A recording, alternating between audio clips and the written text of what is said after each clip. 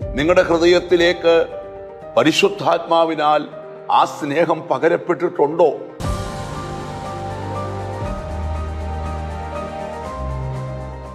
ഓരോ ദൈവമക്കളും കൊതിക്കുന്നൊരു കാര്യമാണ് നമ്മുടെ ഉള്ളം ദൈവസ്നേഹം കൊണ്ട് നിറയും.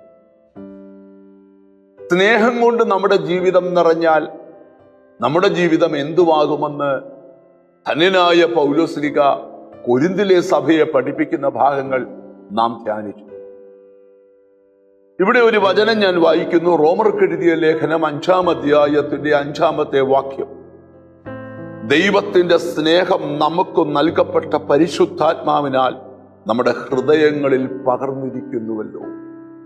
ഇവിടെ പൗലോസ് നമ്മുടെ ഹൃദയങ്ങളിൽ പരിശുദ്ധാത്മാവിനാൽ പകരപ്പെട്ട ദൈവസ്നേഹത്തെ വെളിപ്പെടുത്തുക.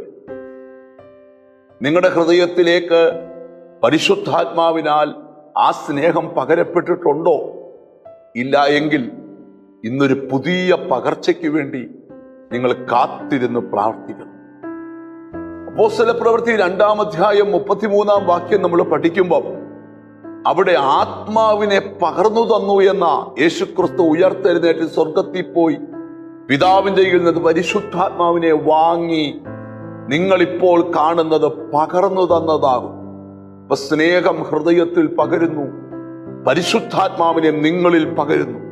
മത്തായി സുവിശേഷം 9-ാം അധ്യായത്തിന്റെ 17-ാമത്തെ വാക്യത്തില് പുതിയ തുരുത്തിയിൽ പുതിയ വീഞ്ഞിന്റെ പകർച്ചയെ കുറിച്ച് കാണാം. അപ്പം സ്നേഹത്തിന്റെ പകർച്ച, പരിശുദ്ധാത്മാവിന്റെ പകർച്ച, പുതുവീഞ്ഞിന്റെ പകർച്ച. ലൂക്കോസ് 10-ാം അധ്യായം 34-ാമത്തെ വാക്യം മുറിവിലേക്ക് എണ്ണയുടെയും വീഞ്ഞിന്റെയും പകർച്ച. യെശയ്യാ പ്രവചനം 44-ാം അധ്യായം 3-ാം വാക്യം നിന്റെ സന്തതിയുടെ മേൽ എന്റെ ആത്മാവിന്റെ പകർച്ച. യെശയ്യാ പ്രവചനം 44-ാം അധ്യായം 3-ാം വാക്യം സന്താനത്തിന്മേൽ എന്റെ അനുഗ്രഹത്തിന്റെ പകർച്ച. സ്തോത്രം, ഹല്ലേലൂയ. മലാഖിയുടെ പ്രവചനം 3-ാം അധ്യായം 10-ാം വാക്യം അവൻ ആകാശത്തിന്റെ കിളിവാതിൽ തുറന്ന് തലം പോരാതെ വരുവോളം നമ്മുടെ മേൽ അനുഗ്രഹം പകരുകയില്ലയോ? ഒന്നുകൂടെ മനസ്സിരുത്തി ചിന്തിക്ക്. ഒരു സ്നേഹത്തിന്റെ പകർച്ച, ഒരു പരിശുദ്ധാത്മാവിന്റെ പകർച്ച, ഒരു പുതിയ വീഞ്ഞിന്റെ പകർച്ച, മുറിവുകളിൽ എണ്ണയുടെ പകർച്ച, സന്തതിയുടെ മേൽ ആത്മാവിന്റെ പകർച്ച, സന്താനത്തിന്മേൽ അനുഗ്രഹത്തിന്റെ പകർച്ച. ഇല്ല, ആകാശത്തിന്റെ കിളിവാതിൽ തുറന്ന് തലം പോരാതെ വരുവോളം ഒരു അനുഗ്രഹത്തിന്റെ പകർച്ച. നിങ്ങൾ കൊതിക്കുന്നുണ്ടോ? ഹൃദയത്തിൽ സ്നേഹത്തിന്റെ പകർച്ച തുടങ്ങി തലം പോരാതെ വരുവോളം നിന്റെ കുടുംബത്തിലേക്ക് പകർന്നൊഴിക്കുന്ന അനുഗ്രഹത്തിന്റെ പകർച്ച വരെ വിശുദ്ധ വേദപുസ്തകം പഠിപ്പിക്കുമ്പോൾ നിങ്ങളുടെ ജീവിതത്തിൽ ഇങ്ങനൊരു പകർച്ച വന്നിട്ടില്ലെങ്കിൽ ഇന്ന് നമുക്ക് പ്രാർത്ഥിക്കാം.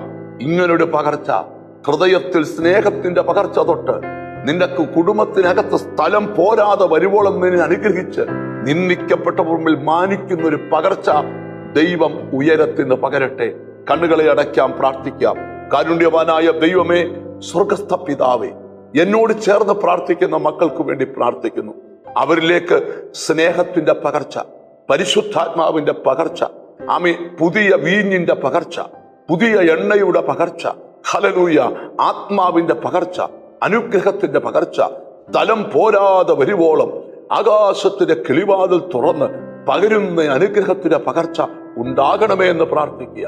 പിതാവിന്റെയും പുത്രന്റെയും പരിശുദ്ധാത്മാവിന്റെ നാമത്തിൽ അവരെ അനുഗ്രഹിച്ച് പ്രാർത്ഥിക്കുന്നു. അവർ അനുഗ്രഹിക്കപ്പെടട്ടെ, യേശു ക്രിസ്തുവിൻ നാമത്തിൽ തന്നെ. ഒരു പുതിയ പകർച്ച നിങ്ങളിലേക്ക് യേശു പകരട്ടെ. God bless.